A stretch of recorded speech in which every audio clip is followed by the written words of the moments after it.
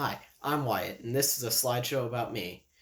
So, one of my main hobbies is macrophotography, or the photography of smaller animals, like, for example, spiders, lizards, mantises, bees, things like that.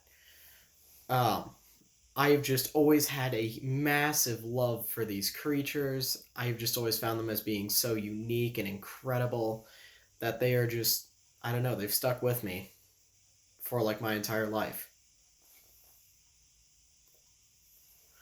This one right here is my favorite photo because it is the one that actually started my love for photography. One time I was just at a garden in Iowa and I was just looking around, looking for critters and stuff, and I decided to start getting pictures of them.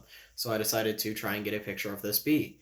I managed to, and it came out fairly well, so I decided to try it a little bit more, which then led me to get my first camera and then take all of these photos, except for the one, well, of course, of the bee.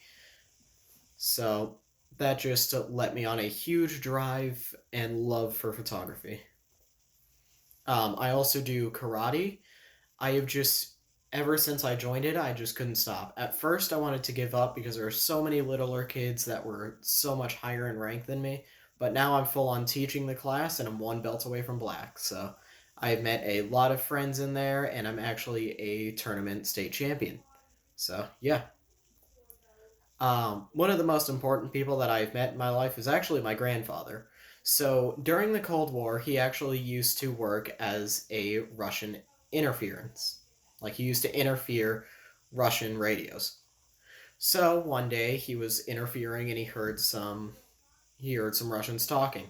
And he actually figured out that they were talking about the Egyptians actually being attacked by, I can't quite remember if it was Iraq or Israel, but they were going to be attacked by one of those. Um, and so when he and his couple of buddies, he had about three other guys there, warned the president of Egypt, they actually saved Egypt from a massive loss because rather than Egypt not being ready and having been surprise attacked, they were completely prepared and were ready for whatever came at them, so they actually ended up defeating the army that came for them.